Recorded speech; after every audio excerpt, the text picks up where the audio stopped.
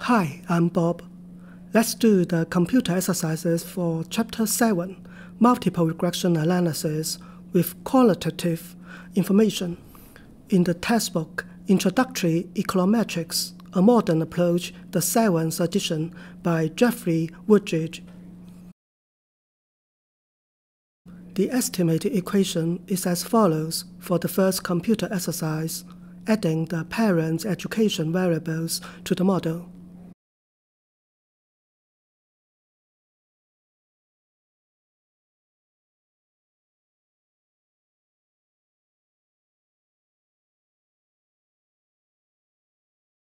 It implies that a student with a PC has a predicted GPA of about 0.15 points higher than a comparable student without a PC. The effect is statistically significant at the 5% level with a t-statistic of 2.59 and a p-value of 0.011.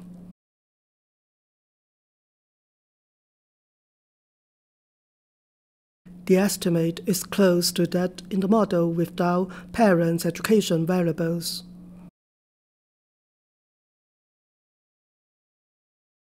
We test the joint significance using the Stata command test, followed by the null hypothesis. The F statistic is 0.24 and its p-value is 0.7834. The two parents' education variables are not jointly significant at any reasonable level. It suggests that parents' education does not affect college GPA after controlling for the other variables in the model. The coefficient on the square of high school GPA is not statistically significant at the 10% level, with a p-value of 0.12. We could drop it from the model.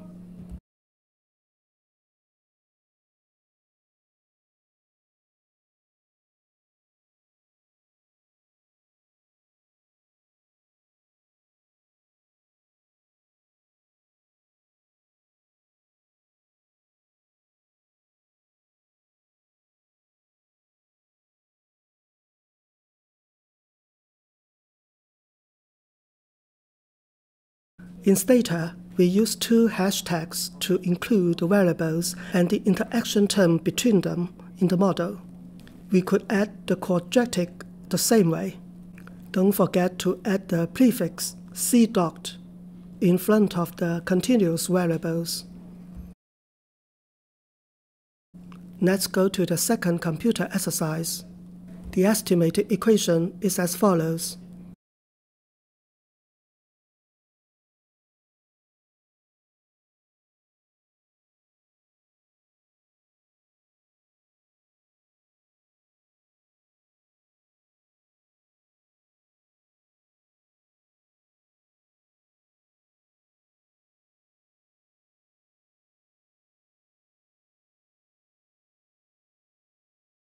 Blacks earn about 18.8% less than non-blacks, holding other factors fixed.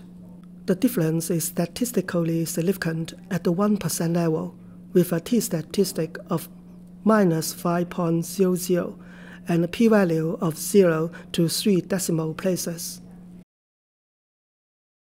In Part 2, we add the square terms to the model. The square of experience is individually insignificant at any conventional level. The square of tenure is statistically significant at the 10% level. We do the F-test for the joint significance of the two squared terms.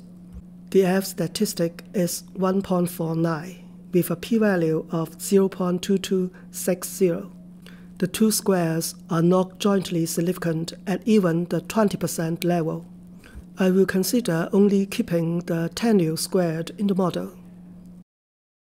In Part 3, we add the interaction term between education and black to allow the return to education to depend on race. The t-statistic for the interaction term is minus 1.12 with a p-value of 0.263. The interaction term is not statistically significant at even the 20% level. It implies that the return to education does not depend on race after controlling for the other factors in the model.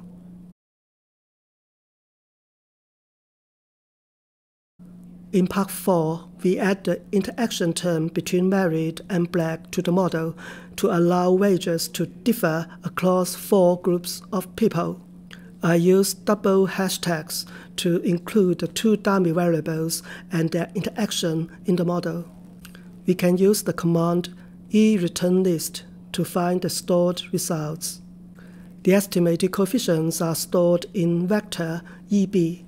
We can use the command matrix list to show the 1/14 vector of coefficients. We can write a simplified equation with the interaction term to better understand the wage differential between the 4 groups. For single young blacks, the outcome is beta 0 hat. For married young blacks, the outcome is beta 0 hat plus beta 1 hat.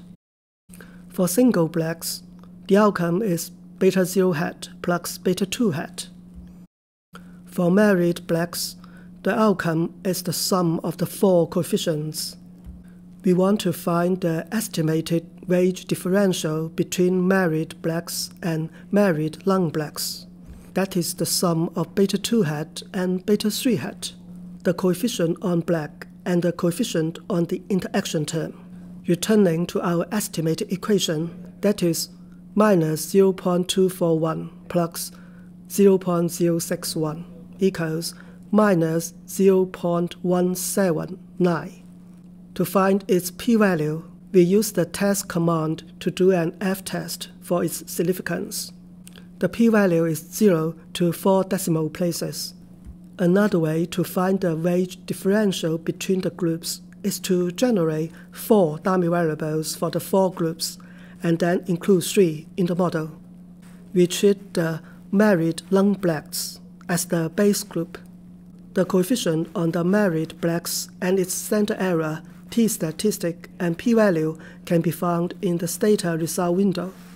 It gives the same answer. On average, a married black earns about 18% less than a comparable married young black. The effect is statistically significant at any conventional level.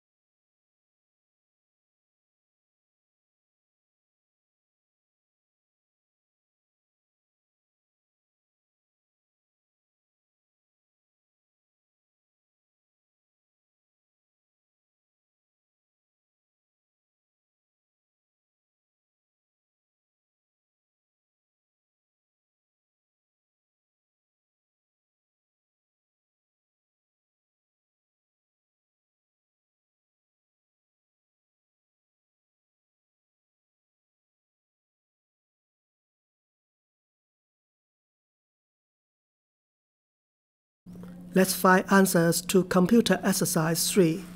The null hypothesis that catchers and outfielders earn the same amount is beta 13 equals 0.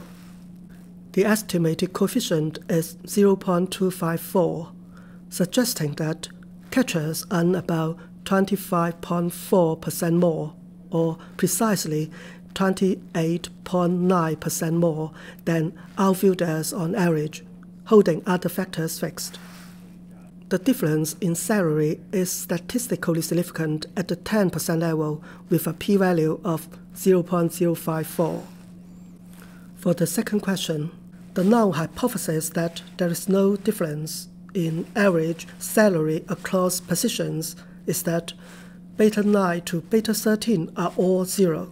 The alternative hypothesis is that at least one of them is not 0. We perform the f-test. The f-statistic is 1.78, and its p-value is 0.1168. The 5 variables are jointly insignificant at the 10% level.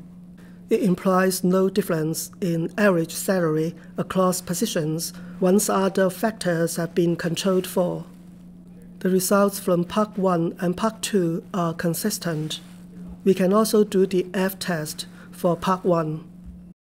When we look at the F statistic formula, we know that we should compare the restricted R squared and the Q between the two cases, since the other values are the same. The number of restrictions Q equals 1 in Part 1, but 5 in Part 2. The restricted R squared is very close in the two cases, so the F statistic in Part 1 is larger than that in Part 2. 3.73 versus 1.78. It results in an individually significant difference, but not a jointly significant difference in salary.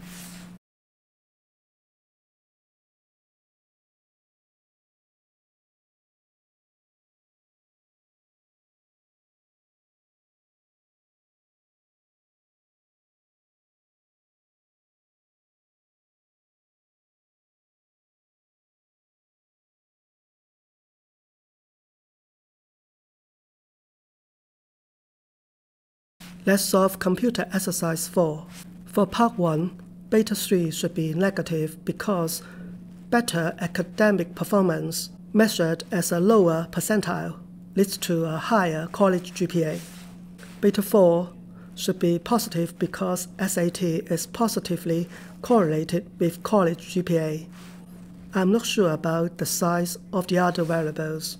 In Part 2, the estimated equation is as follows.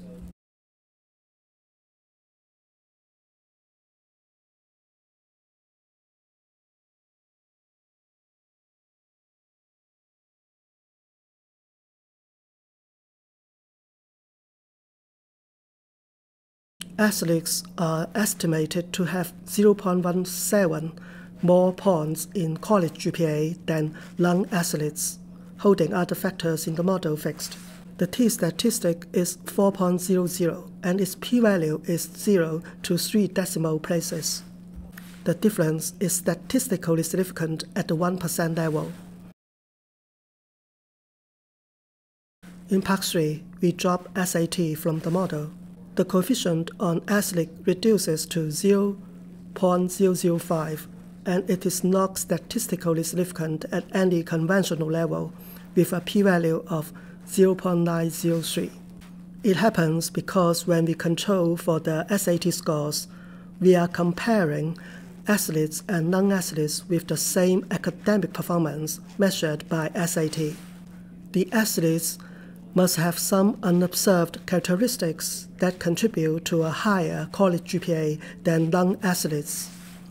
When we do not control for SAT scores, the difference in college GPA between the athletes and the non-athletes will be downward biased because SAT scores are lower for the athletes on average than for the non-athletes. In Part 4, we add the interaction term between female and athlete to allow the effect of being an athlete on college GPA to differ by gender. The difference between women athletes and women non-athletes is beta 6 plus beta 7. It is 0.175. The t-statistic for its significance is 4.34, and its p-value is 0.0372. The difference is statistically significant at the 5% level. Another straightforward way to find the answer is to divide the students into 4 groups: female athletes, female non-athletes, male athletes, and male non-athletes. We assign a dummy variable to each group and include 3 in the model. The female non-athletes are the base group. The coefficient on female athletes is the answer. We can directly read its standard error, t-statistic, and p-value from the Stata result window. It gives the same conclusion. For Part 5, we add the interaction between variables female and SAT to the model. The coefficient on the interaction, beta 7, measures the difference in the effect on SAT on college GPA between male and female students.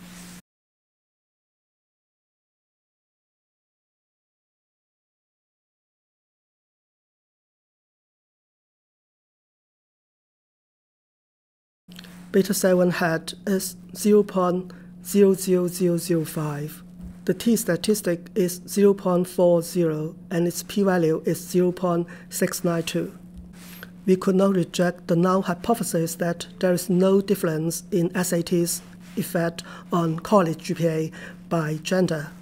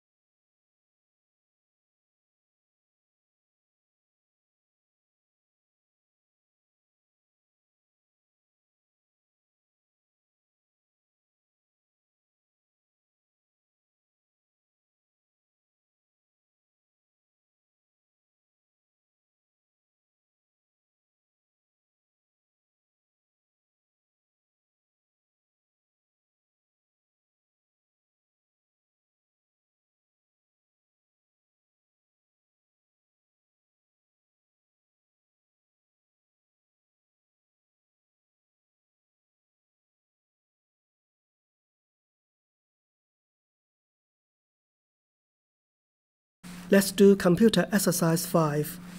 To generate the dummy variable negative return on firm stock, we use the readcode command with the generate option in Stata.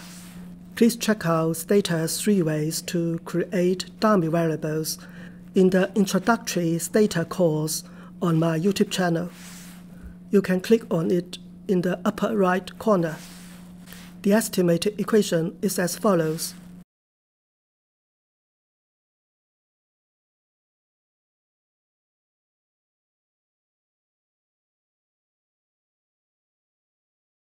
The estimated coefficient on the dummy is minus 0.226. The t-statistic is minus 2.06, and its p-value is 0.040. It suggests that the CEO's salary is about 22.6% lower if the return on the firm stock is negative compared to a comparable CEO with a positive return on the firm stock. The difference is statistically significant at the 5% level.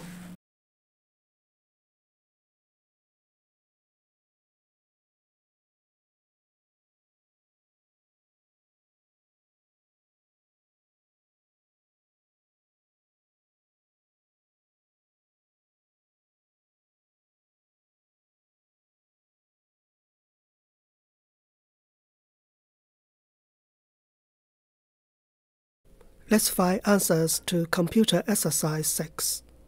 The estimated equations for men and women are as follows.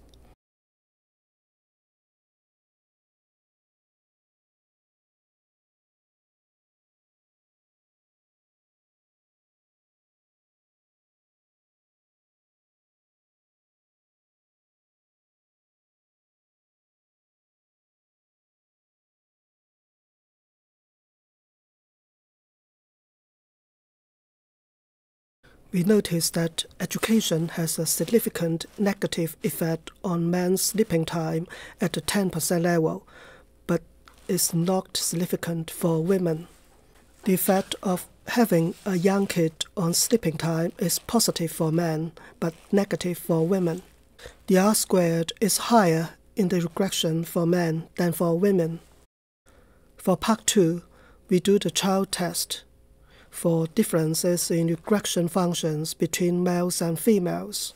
We add the male variable and the interaction terms between male and all the other explanatory variables to allow the functional difference between males and females. The null hypothesis is that the coefficients on male and the interaction terms are all 0. If one of them is different from 0, then the model is different for men and women. The child's statistic is 1.50 and its p-value is 0.1862. We could not reject the null hypothesis that men and women follow the same model at the 10% level. In Stata, I used the straightforward way first by generating the interaction terms one by one and then including them in the model. If you are familiar with the hashtag in Stata, you could also use it in the model and then do the F-test. They give the same answer.